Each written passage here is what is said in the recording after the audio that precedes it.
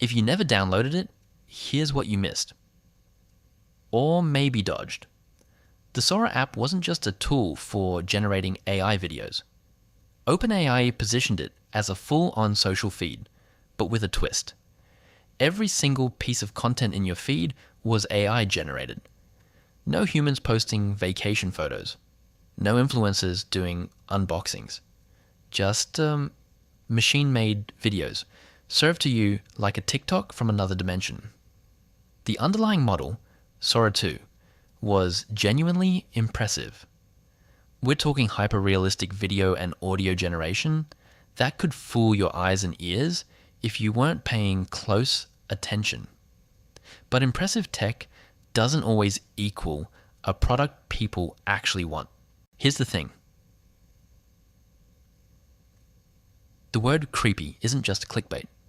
Users and critics consistently described the experience as deeply unsettling. Imagine scrolling through what looks like a normal social feed, but every face, every sunset, every laughing kid at a birthday party, none of it is real. It's all synthesized. There's a concept in psychology called the uncanny valley. That eerie feeling you get when something looks almost human, but not quite. Sora 2 was so good that it blurred that line in a way that made people genuinely uncomfortable. Your brain couldn't fully relax, because somewhere in the back of your mind, you knew nothing you were watching actually happened. OpenAI is no stranger to viral products. ChatGPT became the fastest growing consumer app in history. DALL-E had people obsessing over AI art for months. But Sora's social app? It just couldn't hold attention. Despite a splashy launch and the raw technical power of Sora 2 under the hood, user retention tanked. People would download it, poke around for a few minutes, feel vaguely disturbed, and bounce. There was no sustained interest. OpenAI's own assessment, by the way. And that's a brutal thing to admit about a product you've been hyping for over a year. It turns out that generating incredible AI content and building a platform where people actually want to consume that content are two very different problems. Let's zoom out, because this isn't just a Sora story. It's a signal about where AI content fits in our lives. Social media works because it's built on connection. You follow people. You care about their lives, their opinions, their bad jokes. Strip all of that away and replace it with perfectly generated AI content, and suddenly, there's nothing to attach to. No stakes. No authenticity. No reason to come back tomorrow. OpenAI essentially tried to create a social network where the creators don't exist. And humans, it turns out, are still very much wired to seek out other humans.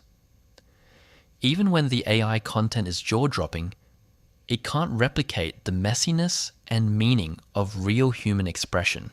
Here's where it gets interesting. Just because the app is shutting down doesn't mean Sora 2 is going anywhere. The model itself is genuinely one of the most powerful video generation tools ever built, and OpenAI is almost certainly going to fold it deeper into ChatGPT and its API ecosystem. Think about it. Filmmakers using it for pre-visualization, marketers generating ad content at scale, game studios building cutscenes. The B2B use case for Sora 2 is enormous. The mistake wasn't building the model. The mistake was thinking that strapping a social feed on top of it was the right way to bring it to consumers. Sometimes the tool is right, but the delivery mechanism is completely wrong. OpenAI isn't the first tech giant to shut down a product that was technically impressive but commercially confused. And they won't be the last. Google Glass, Meta's Horizon Worlds, Microsoft's Cortana. The AI era is going to be littered with products that were engineering marvels and market failures at the same time. The Sora app is a reminder that the hardest problem in tech isn't building the thing. It's figuring out whether anyone actually wants to live with it. Creepy, impressive, and abandoned.